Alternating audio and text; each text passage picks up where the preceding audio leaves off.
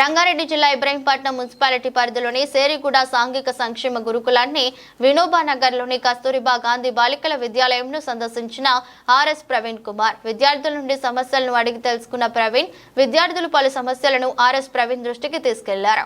ఈ సందర్భంగా ఆర్ఎస్ ప్రవీణ్ కుమార్ మాట్లాడుతూ, గురుకుల బాట కార్యక్రమంలోనే భాగంగా గురుకులాలను సంరక్షించుకోవాలనే ఉద్దేశంతో ఇక్కడ రావడం జరిగిందని, అధికార కాంగ్రెస్ పార్టీ మాత్రం రాజకీయం చేస్తుందని విమర్శించారు.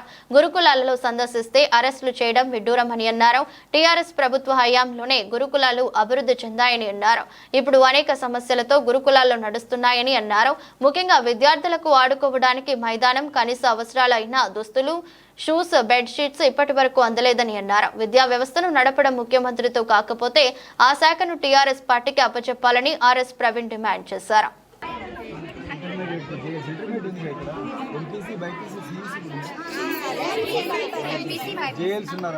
జూనియర్ లెక్చరర్స్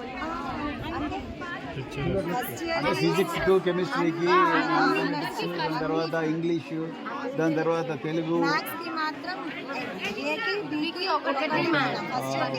ఎంతమంది ఉంటారు ఒక క్లాస్లో? 40 మెంబర్స్. ఒకటే సెక్షన్, 2 సెక్షన్స్.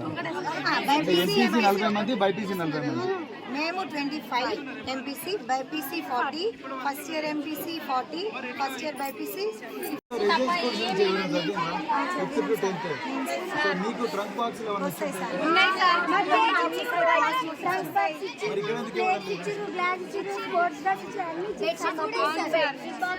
ఇప్పుడు రాలే సార్ ఉన్నప్పుడు మంచిగా వచ్చినాయి కదా. సమస్య అర్థమైంది.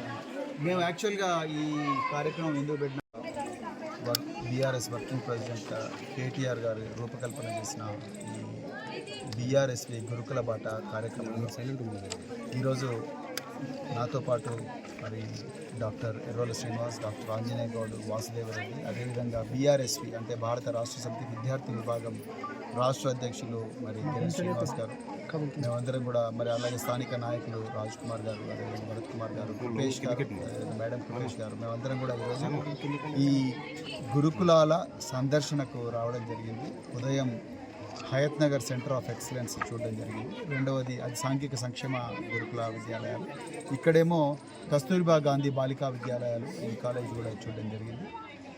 చాలా బాధాకరమైన విషయం ఏంటంటే, నిజానికి కేటీఆర్ గారికి హృదయపూర్వక ధన్యవాదాలు చెప్తా ఉన్నాను. ఎందుకంటే నిజంగా వారు ఈ సాహసోపేతమైన నిర్ణయం తీసుకొని విద్య తెలంగాణలో ఒక తరం నాశనమయ్యే పరిస్థితి ఉన్నది.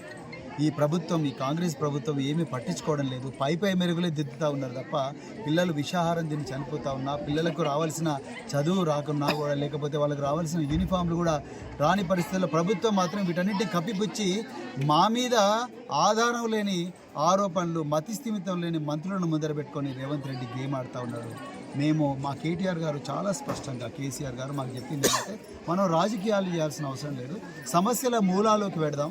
వాళ్ళు కాంగ్రెస్ పార్టీకి శ్రద్ధ లేకపోయినా మనము ఈ బిడ్డలను కాపాడుకోవాల్సిన బాధ్యత మనందరి మీద ఉందని చెప్పేసి బీఆర్ఎస్ పార్టీ అధిష్టానం ఇచ్చిన పిలుపు మేరకు ఈరోజు మేము ఇక్కడ రావడం జరిగింది. మేము పొద్దున చూసిన సాంఘిక సంక్షేమ గురుకుల పాఠశాల అత్యంత దయనీయమైన పరిస్థితిలో ఉంది. ఇంకా ఎంత చెప్పినా కూడా తీరదా బాధ. మేము కూడా అందరం, నేను, ఆంజనేయ గౌడ్, వీళ్ళందరూ ఇక్కడ ఉన్న వాళ్ళందరూ అదే స్కూల్లో చదువుకున్నాము. Intermediate college, centre of excellence, కనీసం డిగ్రీ లెక్చరర్లు లేరండి, జూనియర్ లెక్చరర్ లేరు, బిల్డింగు సరిగా లేదు, బాత్రూంలో అయితే దుర్గంధంతో వాసన వస్తూ ఉన్నాయి, పిల్లలు చెంబు పట్టుకొని బయటికి పోతూ ఉన్నారు. 600 మంది విద్యార్థులు ఉన్నారు. కుళ్ళిపోయిన ఉల్లిగడ్డలు, కుళ్ళిపోయిన దోసకాయలు ఆడబెట్టిండ్రు. పిల్లలకు జనరేటర్ లేదు. ఒక్కతే మహిళతోని మొత్తం స్కూల్ అంతా తుడిపిస్తూ ఉన్నారు. 600 మంది పిల్లలు, 20 నుంచి 30 రూములు ఉన్నాయి. యూనిఫామ్ రాలేదు, బూట్లు రాలేదు, సాక్స్ రాలేదు, నైట్ డ్రెస్ రాలేదు. ఒకప్పుడు కేసీఆర్ గారు ఉన్నప్పుడు ఇవన్నీ ఇచ్చిండు, అందుకొరకు నీ ప్రశ్న చెప్తున్నాను. అదేవిధంగా బుక్కులు సరిగా రాలేదు, అలాగే పడుకోవడానికి బెడ్లు లేవు సరిగా. తర్వాత ఒక్క 5వ క్లాస్కి మాత్రమే ఉలెన్ రగ్గులు ఇచ్చిండు, మిగతా క్లాసులకు ఇవ్వలేదు. ఇంకా ఈ పరిస్థితి ఉంటే ఎట్లా పిల్లలు చదువుకుంటారో ఆలోచించండి.